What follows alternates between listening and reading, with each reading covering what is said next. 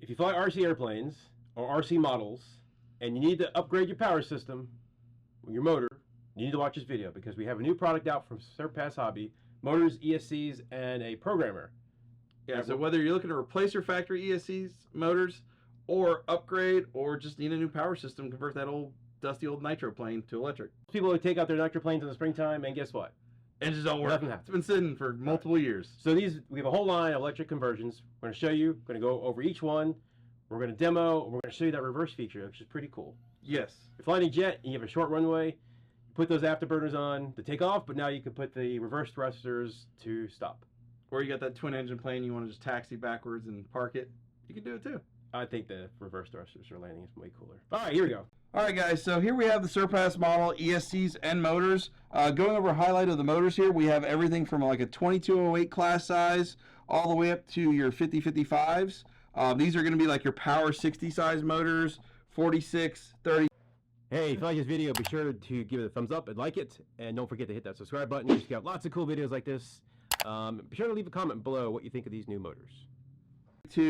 Then we got more like the 15s, power 480s, 10s, and then the smaller 400 class and down to like a 280 class. Speed controls are going to go anywhere from a 20 amp to 100 amp. These speed controls actually have a nifty little feature now. You guys have been seeing a lot with a lot of new products. Reversible speed controls, guys. These have the ability to reverse thrust or reverse direction. A lot of the guys with EDFs and such like that, when they're coming in for landing on to do short landings, they'll kick the throttle in reverse to kind of put like an active brake and kick the motor back. These have the ability to do that, which is great because these things are a fraction of the price of the competitors like E-Flight and Park Zone, stuff like that, speed controls, and similar specs. What about the motors? What's different with the motors? So the motors, by default, the shafts are actually in firewall mount configuration, which looking at our motors that we've carried in the past, they've always been collet style with the shaft on the front. Show and tell. As you can see here, this is more the traditional style.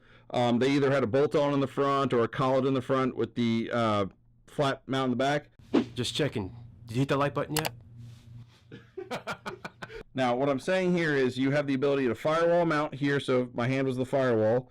Bolted there and put a compression collet. It's not included in the compression collet because these are designed for the bolt-on, but it does give you the ability to do that. If you want to further move the shaft, you can actually unscrew and move the C-clip and then move the shaft out the front like a traditional Suppos and other motors out there that use the compression collets. But they do include a bolt-on prop adapter, which is the go-to choice of modern electric setups. So that bolts on, and then you... So this would bolt on with 4 screws. It's a 4-screw mounting pattern, and it bolt on to your firewall, stuff like that. Okay.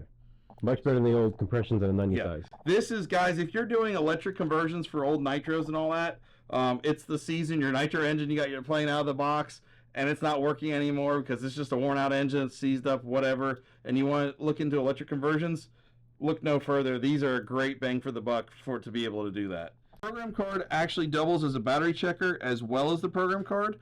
So to check your batteries, you're going to plug in, and let's see here. This is like a little voltage meter. You're going to plug in, you see the negative, and this is up to an 8-cell checker, and you got your overall voltage, and then you can see, now this is a 4-cell battery, so I'm going to get cells 1 through 4, and then 5 through 8 are going to be 0 because there's no battery there.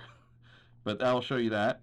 So there's your cell checker option capability. So you have a multi-purpose thing. So for like a couple bucks more than just a cell checker, you get a program card for these ESCs. Now the speed controls, in order to program, you'll plug in, and you got the negative, positive, TX, and RX. So let's plug those in here. And then let me turn this around so you guys can see. I'm going to plug in a battery. So once you're in, connect to the speed control. Tells you the version of the speed control. And then this is the reverse the motor reverse function. Currently, you'll see I actually have this one turned on. And then you can turn it off or on. Default is off. And then let me go down. Let's see. Okay, you can save it. You got brake type on, and there's soft brake, mid brake, hard brake, and off. You got motor timing. You can do low, medium, high, and auto. Most people just leave auto. You can change the rotation. So say you mount this speed control and motor in a plane, and it's really hard to get to the wires which happens with a lot of like fiberglass or conversion planes. And you don't want that motor spinning the wrong way, obviously, so you can actually change it without having to unplug and move wires around and play the guessing game. You can change the rotation from native to reverse. Or if you had a regular prop, you only need a counter-rotating prop. You can... Yeah. Then you got, this is a efficiency function, and there's more in the manual specs on that one. Check out the manual for the information there, but it has the ability to turn on and off. And this is a function that's supposed to create more efficiency for the motor. I don't know what effects are there. I have to play with that a little more. And then you got battery cells. So this is auto detect, and then it goes 2 cell, 3 cell, 4 cell, you know. And now the speed control is rated for so many ones, so depending on what speed control is, how many options you have in that there. And then you have low voltage cutoff. Yeah, that's you can important. program. So default's going to be at 3 volts for LiPo. And then you can set it a little higher, so if you got something that you don't want to run that low and may possibly hurt your battery, stuff like that, you can turn it up a little higher. So explain real quick what that does. Low voltage cutoff is per cell. So if it detects you have a 3-cell battery, it's 3 volts per cell. So when the motor under load is hitting 9 volts, it cuts off, and there's a soft cut, hard cut, stuff like that. So low voltage cutoff, for those of you who don't know, that's at the point where it's going to either reduce power or cut off power depending on how it's set. And that's and we're gonna, and also has nickel metal hydride percentages too. If who's flying those? Well, who are you if you're flying nickel metal hydride? Yeah, I don't know. I'm actually on that one. I don't know why they still have it. And then there's cutoff type.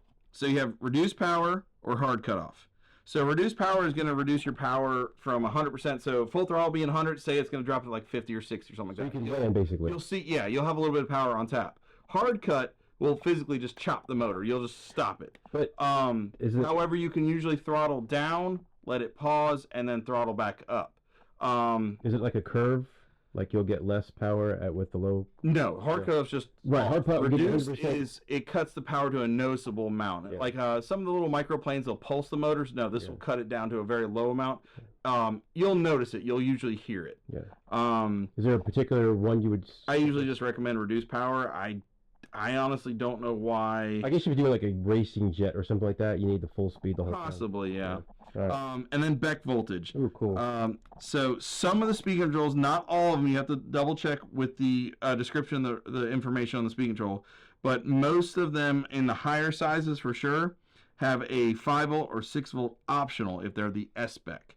So if you want that little bit of extra juice to the servos, get a little more torque, a little more speed out of the servos, you can run them at 6 volts if the servos are rated for that, or you can run it at traditional 5 volts, which pretty much everything's rated for. Acceleration, that's like your start timing. This is more for like helicopter gear trains and all that, so you don't shock the gear train. Or if you have a gearbox motor or something like that, that's for that initial start. For the most guys, if you're running a direct drive outrunner, just run normal. And then you can resort defaults. So say you screw it up and you're like, I don't know what I did, you can just reset defaults. Nothing sucks worse than having to listen to a chime, figure out what that chime is, remember what that chime is, or look at the paper, and by the time you realize what you're looking for, it's already to the next chime, and then you got to wait 2 minutes for it to go through the other 18 chimes to go back to that. So this is worth its weight in gold for programming speed controls. So these speed controls also feature a pre-soldered bullet connectors and battery connector on it. So you have an XT60 connector with either 3.5 or 4mm bullets, depending on the size of the speed control. Or XT90 and the big ones too, right? So we got the XT connectors and the bullet connectors on there, pre-soldered. Drop a comment below to let us know what size bullets you want to see in XT60s, XT90s, XT30s, 3mm, 4mm, 10mm bullets. I personally think like the 60 should be like the last of the 3.5 XT60s. Anything above a 60 amp should be XT90. Is there an XT120? So this is a demonstration of the reverse motor thrust test function. Keep in mind, this is not designed to be full throttle and then slam reverse. This is for, I'm coming in for a landing, I'm at 50% or lower throttle, I'm coming in, and then once you touch down, you can flip the switch. Anything more than 50% throttle could technically possibly damage the motor or speed control. That's a lot of power to surge current. And that's per Surpass Hobby on that one. I believe other vendors say the same thing. If you don't believe, Will, it's in the manual. manual. Yes, I love that. All right. How many times have I said it in the manual? No, you cut it out. So basically, throttle has to be 50% or lower, and another key thing is not in the air. Yes, and I'm actually not going to hold this and go over 50% because, well, let's see. I don't know if they'll do it.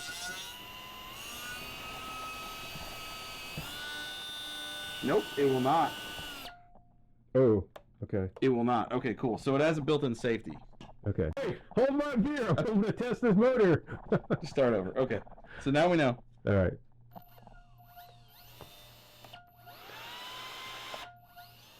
Oh, yeah, that's pretty cool. Try that. Telemetry lost. Yeah, you're right.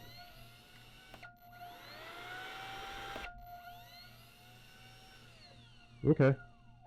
Pretty cool stuff right there. Once it's activated, you have to plug into an extra channel. So here you'll see on this receiver, I have the speed control plugged into the channel 3 for my throttle channel, and then I have just channel 6. It does not have to be channel 6. That's just what I have in this. Any channel additional that's a 2-position switch. So on Radio Masters, etc., you can set it to pretty much whatever you want, and then set a 2-position switch on that channel.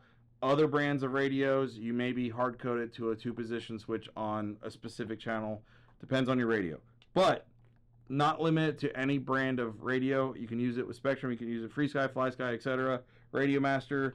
We're using a 4-in-1 for this our D16 protocol. But keep in mind that in order to set it, I have this set on switch H on channel 6. So that's a 2-position, no fancy programming required. In order to get the throttle reversing, I have it on. And if I'm under 50% and hit the switch, it will reverse. And that just reversed. Now we're back to normal. Let's see, blow some, blowing air a little bit there. Whee! Blowing it away. See it on my shirt, and then. Now it's a vacuum. Yeah. Now it's an airplane? Yeah. So if you are over 50% throttle, keep in mind you have to calibrate the ESCs, but once calibrated over 50%, it cuts off that function. So you... Built-in safety feature. Yeah, anything over 50% could damage the speed control, so do not try it. Please don't do that. You could damage the speed control if you're full throttle and reverse it, if you did some kind of weird mix to do it. It is not intended for over 50%. It's more of a landing speed to reverse thrust brake. Right. Or you can reverse taxi if you're low throttle. So, Will, I don't have a program card because I'm too cheap to spend the $15. So if you don't have a programming card, there is a programming mode the same way you do calibration. So remember, guys, if you are doing the beep method through the throttle stick to program, you do need to have a motor connected to do that.